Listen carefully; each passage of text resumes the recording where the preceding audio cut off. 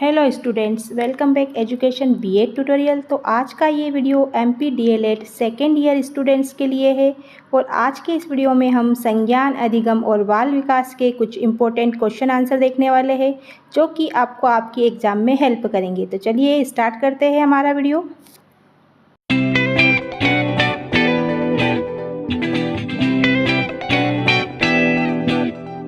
हमारा first question है, अधिगम की अवधारणा स्पष्ट कीजिए।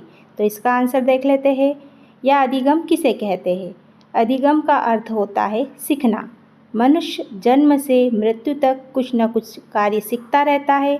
अधिगम एक सार्वभौमिक और नियंत्रण चलने वाली प्रक्रिया है। इसकी एक डेफिनेशन भी देख लेते हैं। तो ये डेफिनेशन स्किनर के अनुसार है, अधिगम व्यवहार में उत्तरोत्तर अनुकूलन की प्रक्रिया है।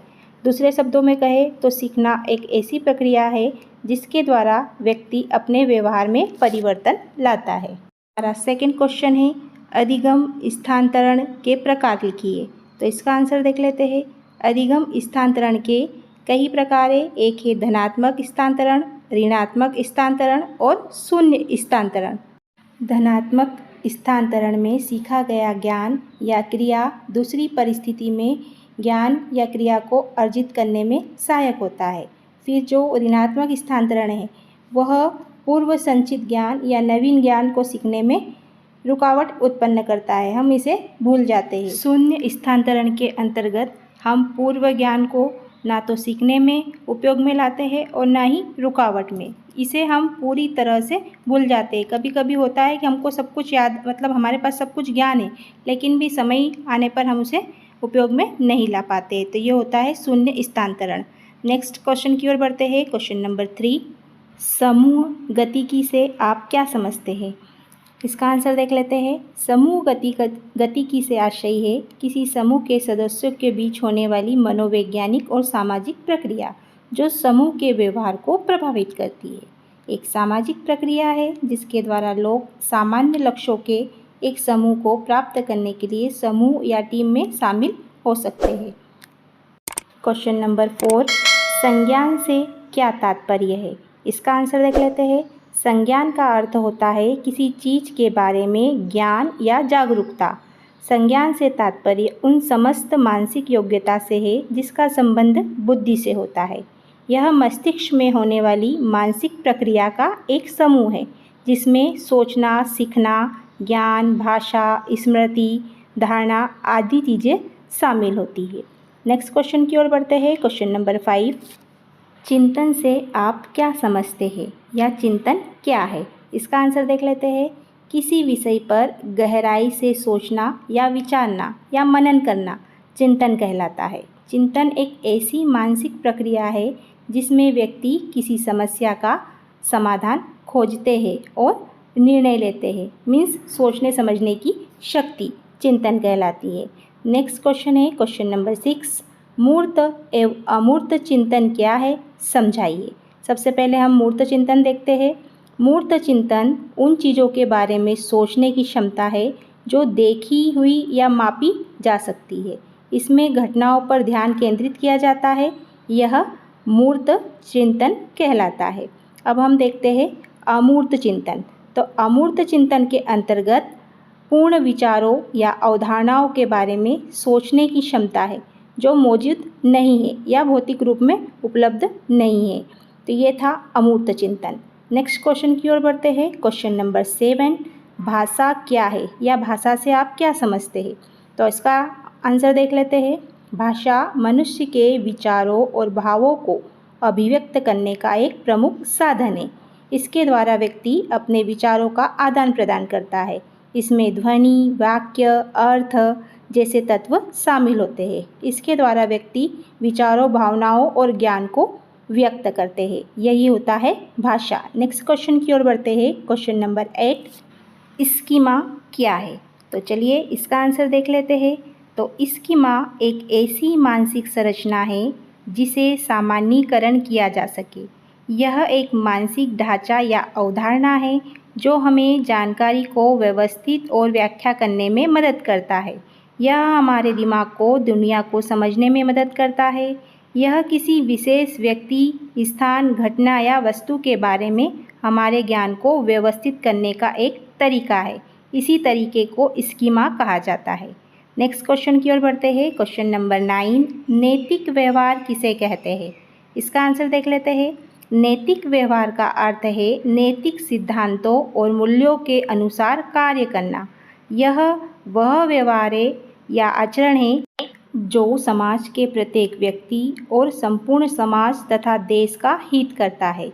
नैतिक व्यवहार व्यक्ति के बौद्धिक और चारित्रिक विकास को बढ़ाता है। इसमें ईमानदारी, जिम्मेदारी, करुणा, पारदर्शिता, निष्पक्षता आदि चीज़ें शामिल होती है। ये सब नैतिक व्यवहार कहलाता है। नेक्स्ट क्वेश्चन है क्वेश्चन नंबर 10, मस्तिष्क के कार्य लिखिए। इसी बीच आप प्लीज़ जल्दी से चैनल को भी सब्सक्राइब कर लीजिए और वीडियो को लाइक कर दीजिए। तो चलिए देख लेते हैं इसका आंसर। मस्तिष्क के निम्न कार्य है। पहला है, मस्तिष्क का मुख्य कार्य अपने अंगों को अपेक्षित रूप से कार्यशील रखना है। फिर सेकेंड है, मस्तिष्क स्वस्थ हृदय गति नियम और तापमान नियंत्रण जैसे स्वचालित व्यवहार को नियंत्रित करता है। अगला कार्य है, मस्तिष्क वाणी और भाषा को नियंत्रित करता है। फिर अगला कार्य है, मस्तिष्क विचार और निर्णय लेने की क्षमता का निर्धारण करता है। तो ये थे मस्तिष्क के कुछ कार्य। पढ़ते हैं नेक्स्ट क्वेश्चन की ओर। क्या आगे आप और अपने सब्जेक्ट के वीडियो देखना चाहते हो तो कमेंट्स जरूर कीजिए। हमारा क्वेश्चन नंबर 11 है, चिंतन के उपकरण लिखिए। तो इसका आंसर देख लेते हैं। चिंतन का महत्वपूर्ण उपकरण या साधन प्रत्यक्ष या अवधारणा को माना जाता है। इसके द्वारा हमें संपूर्ण ज्ञान का बोध होता है। फिर सेकेंड उपकरण है, भाषा भी चिंतन का मुख्य उपकरण है। फिर है प्रतिमाएं, छवियाँ और प्रतीक चिन्ह, ये सब चिंतन के उपकरण हैं। नेक्स्ट क्वेश्चन है क्वेश्चन नंबर 12, सहयोगी अधिगम किसे कहते हैं? अधिगम का मतलब होता है सीखना और सहयोगी मतलब साथ में। सहयोगी अधिगम के अंतर्गत छात्र छात्राओं को एक दूसरों के साथ मिलकर काम करना और सीखने के लिए प्रोत्साहित किया जाता है।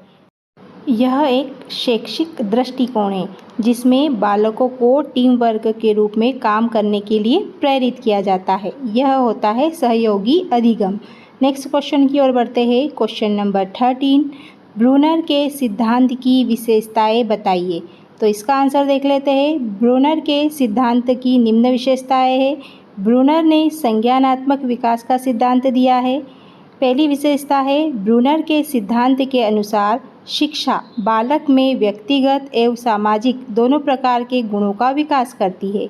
सेकंड विशेषता है, ब्रूनर का सिद्धांत सीखने पर पुनर्बलन जैसे पुरस्कार, दंड आदि देने पर बल देता है।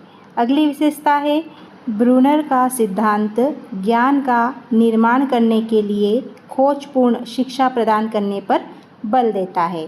फिर अगली विशेषता है, ब्रूनर ने अपने सिद्धांत में खोज आधारित शिक्षण पर जोर दिया है जिसमें बालक स्वयं गतिविधियों के आधार पर निष्कर्ष पर पहुंचते हैं। तो ये थी ब्रूनर की सिद्धांत की विशेषताएं।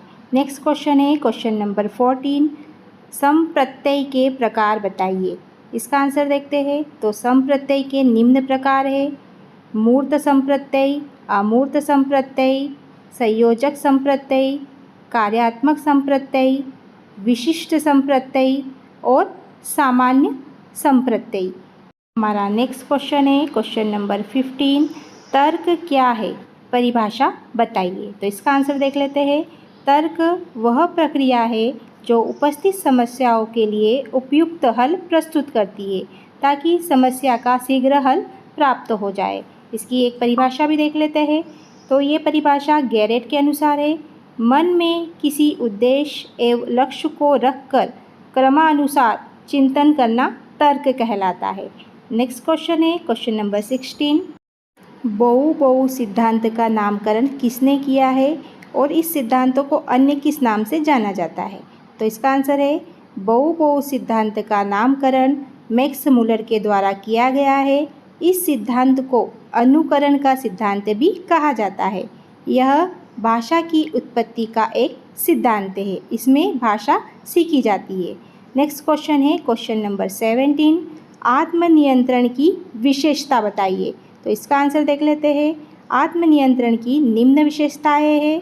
पहली है, आत्मनियंत्रण हमें अपनी भावनाओं को नियंत्रित करने में मदद करता है, जिससे हम क्रोध, चिंता, तनाव जैसे नकारात्मक भावों को नियंत्रित कर पाते हैं।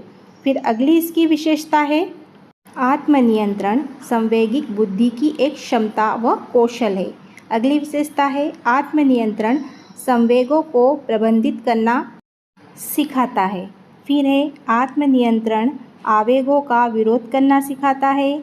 और लास्ट विशेषता है, आत्मनियंत्रण प्रलोभनों से दूर करता है, मीन्स लालच से दूर करता है। तो ये थी आत्मनियंत्रण की विशेषताएं। इसी बीच आप कमेंट्स कर सकते हो कि आप इस वीडियो को किस किस सिटी से देख रहे हो। फिर हमारा नेक्स्ट क्वेश्चन है क्वेश्चन नंबर 18, स्वाभिमान का क्या अर्थ है? तो इसका आंसर देख लेते हैं। स्वाभिमान का अर्थ है अपने आप के प्रति सम्मान और मूल्यवान महसूस करना। स्वाभिमान में आत्मसम्मान, आत्मविश्वास, स्वतंत्रता, आत्मगरिमा ये सभी शामिल होते हैं। स्वाभिमान एक व्यक्ति के गुणों, मूल्यों और क्षमताओं का भाव होता है। सभी को अपने अपने आप पर स्वाभिमान रहता है। नेक्स्ट क्वेश्चन है हमारा क्वेश्चन नंबर 19, टर्न टाकिंग की विशेषताएं बताइए। इसका आंसर देख लेते हैं। सबसे पहले हम टर्न टाकिंग का अर्थ देख लेते हैं। टर्न टाकिंग बातचीत में एक व्यक्ति के सुनने और दूसरे के बोलने की प्रक्रिया है, जो बातचीत के दौरान लगातार आगे पीछे होती रहती है। अब देखते हैं इसकी विशेषताएं। तो इसकी पहली विशेषता है, इसमें प्रत्येक व्यक्ति को बोलने का अवसर मिलता है। सेकेंड है, टर्न टाकिंग जेंडर अध्ययन में परीक्षा का एक विषय हो चुका है। थर्ड विशेषता है, टर्न टाकिंग में व्यक्ति किसी बात को सक्रिय रूप से सुनता है। नेक्स्ट क्वेश्चन की ओर बढ़ते हैं। क्वेश्चन नंबर 20, विस्मृति किसे कहते हैं, इसके प्रकार बताइए। तो सबसे पहले हम विस्मृति का अर्थ देख लेते हैं। तो विस्मृति का अर्थ होता है भूल जाना या याद ना रखना। जब हम किसी जानकारी या घटना या अनुभव को याद नहीं कर पाते हैं या भूल जाते हैं तो उसे विस्मृति कहा जाता है। अब देखते हैं विस्मृति के प्रकार। तो विस्मृति के दो प्रकार है। पहला है सक्रिय विस्मृति, जब व्यक्ति को किसी घटना को भूलने के लिए प्रयास करना पड़ता है तो उसे सक्रिय विस्मृति कहा जाता है। और सेकेंड है निष्क्रिय विस्मृति, जब व्यक्ति किसी घटना या तथ्य को स्वयं भूल जाता है तो इसे निष्क्रिय विस्मृति कहा जाता है। आई होप आपको वीडियो अच्छा लगा होगा। वीडियो थोड़ा सा भी अच्छा लगा है तो प्लीज़ अपने दोस्तों के साथ शेयर कीजिए और वीडियो को लाइक ज़रूर कीजिए। कल मिलते हैं नए वीडियो के साथ।